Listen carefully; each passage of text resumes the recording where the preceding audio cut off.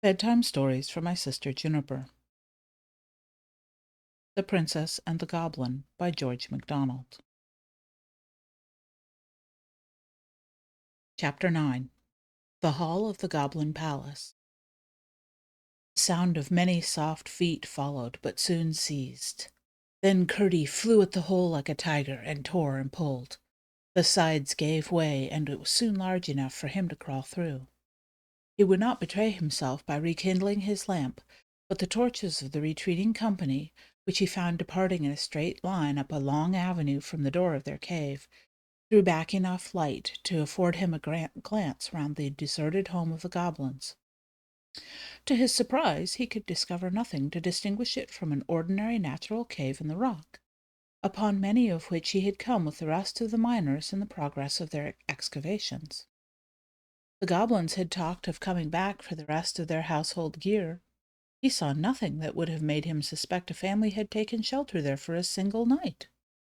The floor was rough and stony, the walls full of projecting corners, the roof in one place 20 feet high, in another endangering his forehead, while on one side a stream no thicker than a needle, it is true, but still sufficient to spread a wide dampness over the wall, flowed down the face of the rock. But the troop in front of him was toiling under heavy burdens. He could distinguish Helfer now and then in the flickering light and shade, with his heavy chest on his bending shoulders, while the second brother was almost buried in what looked like a great feather bed.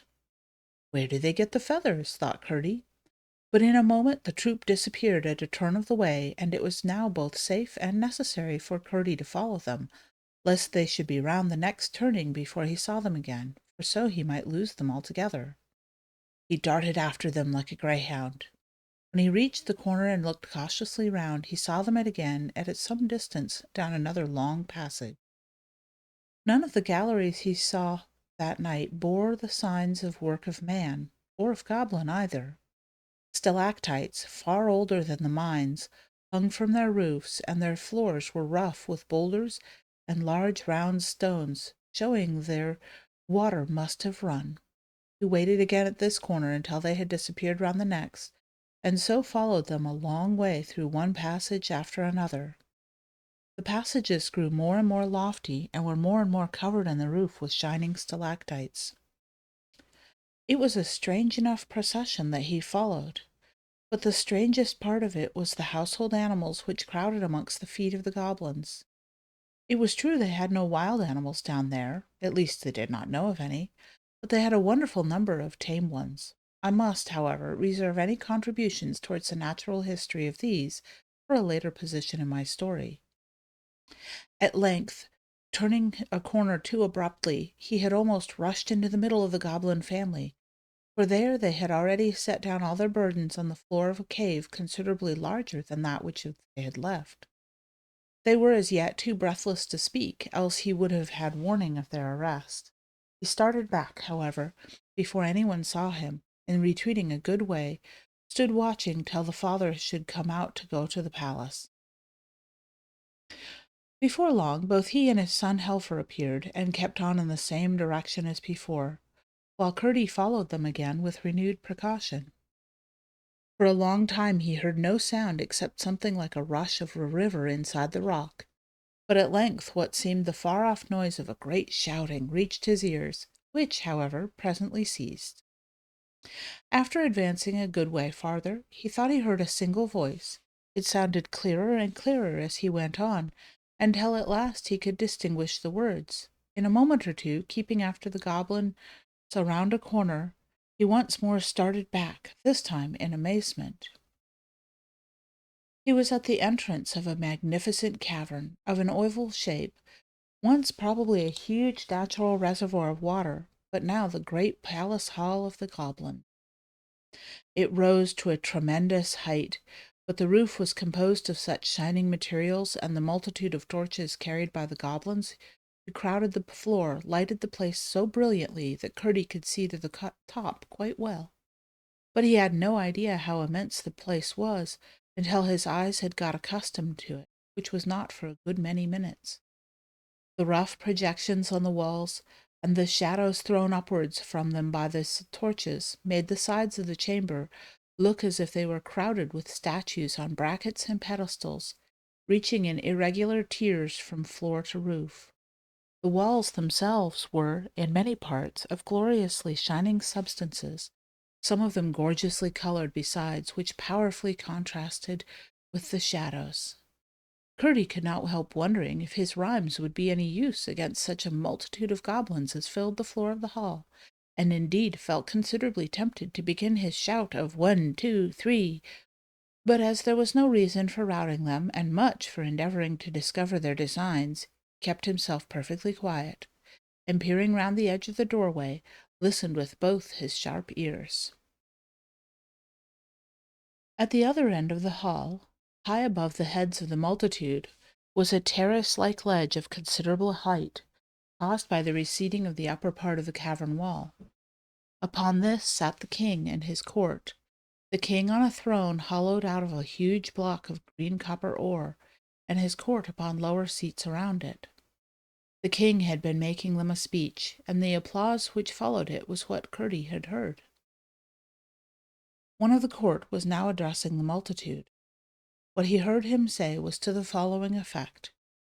Hence it appears that the two plans have been for some time together working in the strong head of his Majesty for the deliverance of his people, regardless of the fact that we were the first possessors of the regions they now inhabit, regardless equally of the fact that we abandoned that region from the loftiest motives, regardless also of the self-evident fact that we excel them so far in mental ability as they excel us in stature. They look upon us as a degraded race, and make a mockery of all our fine. But the time has almost arrived when, thanks to His Majesty's inventive genius, it will be in our power to take a thorough revenge upon them once and for all, for respect of their unfriendly behavior. May it please your Majesty, cried a voice close by the door, which Curdie recognized as that of the goblin he had followed. Who is he that interrupts the Chancellor? Cried another from near the throne. Glump, answered several voices. He is our trusty subject, said the king himself in a slow and stately voice. Let him come forward and speak. A lane was parted through the crowd, and Glump, having ascended the platform and bowed to the king, spoke as follows. Sire, I would have held my peace, had I not known that I only knew how near was the moment to which the Chancellor has just referred. In all probability, before another day is passed, the enemy will have broken through into my house, the partition between being even now not more than a foot in thickness. Not quite so much, thought Curdie to himself. This very evening I have had to remove my household effects, therefore the sooner we are ready to carry out the plan, for the execution of which His Majesty has been making such magnificent preparations, the better. I may just add that within the last few days I have perceived a small outbreak in my dining-room, which, combined with observations on the course of the river escaping where the evil men enter, has convinced me that close to the spot must be a deep gulf in its channel. This discovery will, I trust, add considerably to an otherwise immense forces at His Majesty's disposal. He ceased, and the king graciously acknowledged his speech with a bend of his head, whereupon Glump, after a bow to His Majesty, slid down among the rest of the undistinguished multitude. Then the Chancellor rose and resumed. The information which the worthy Glump has given us, he said, might have been of considerable import at the present moment, but for that other design already referred to, which naturally takes precedence. His Majesty, unwilling to proceed to extremities, and well aware that such measures sooner or later result in violent reactions, has excogitated a more fundamental and comprehensive measure, of which I need to say no more. Should His Majesty be successful, as who dares to doubt, then a peace, all to the advantage of the Goblin Kingdom, will be established for a generation at least, rendered absolutely secure by the pledge which His Royal Highness the Prince will have and hold for the good behavior of her relatives. Should His Majesty fail, which who shall dare even imagine in his most secret thoughts, Then will be the time for carrying out with rigor the design to which Glump referred, and for which our preparations are even now all but completed. The failure of the former will render the latter imperative." Curdie, perceiving the assembly was drawing to a close, and that there was little chance of either plan being more fully discovered, now thought it prudent to make his escape before the goblins began to disperse, and slipped quietly away. There was not much danger in meeting any goblins, for all the men at least were left behind him in the palace, but there was considerable danger of his taking the wrong turning, for he now had no light, and therefore had to depend on his memory and his hands. After he had left behind him the glow that issued from the door of Glump's new abode, he was utterly without guide as far as his eyes were concerned. He was most anxious to get back through the hole before the goblins should return to fetch the remains of their furniture. It was not that he was in the least afraid of them, but, as it was of the utmost importance he should thoroughly discover what plans they were cherishing, he must not occasion the slightest suspicion that they were watched by a miner. He hurried on, feeling his way along the walls of rock. Had he not been very courageous, he must have been very anxious, for he could not but know that if he lost his way it would be the most difficult thing in the world to find it again. Morning would bring no light to these regions, and towards him least of all, who was considered a special rhymester and persecutor, could the goblins be expected to exercise courtesy. Well might he wish that he had brought his lamp and tinder-box with him, of which he had not thought when he crept so eagerly after the goblins. He wished it all the more when, after a while, he found his way blocked up and could get no further. It was of no use for him to turn back, for he had not the least idea where he had begun to gone wrong. Mechanically, however, he kept feeling about the walls that hemmed him in. His hand came upon a place where a tiny stream of water was founting down the face of the rock. "What a stupid I am," he said to himself. "I am actually at the end of my journey. And there are the goblins coming back to fetch their things," he added, as the red glimmer of their torches appeared at the end of the long avenue that led up to the cave.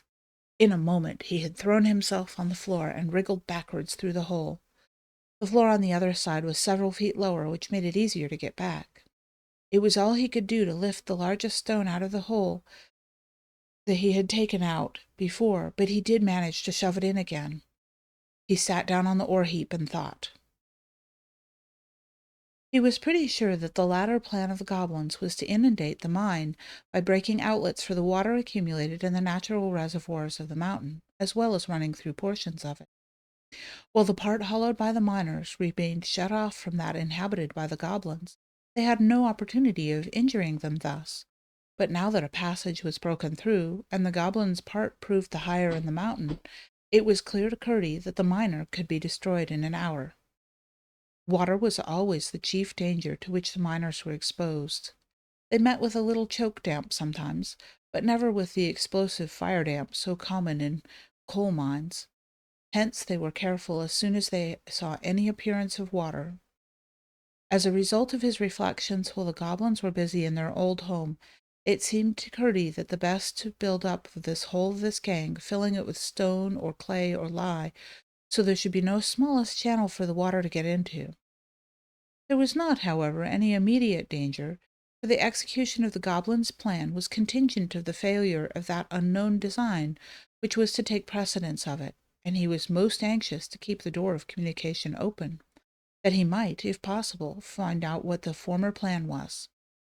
At the same time, they could not resume their intermittent labors for the inundation without his finding it out, when, by putting all hands to the work, the existing outlet might in a single night be rendered impenetrable to any weight of water, for by filling up the gang entirely, their embankment would be buttressed by the sides of the mountain itself. As soon as he found that the goblins had again retired, he lighted his lamp, and proceeded to fill the hole he had made with such stones as he could withdraw when he pleased. He then thought it better, as he might have occasion to be up a good many nights after this, to go home and have some sleep. How pleasant the night air felt upon the outside mountain, after what he had gone through on the inside of it! He hurried up the hill without meeting a single goblin on the way, and called and tapped at the window until he woke his father, who soon rose and let him in. He told him the whole story, and just as he expected, his father thought it best to work that load no further, but at the same time to pretend occasionally to be at work there still, in order that the goblins might have no suspicions. Both father and son then went to bed and slept soundly until morning.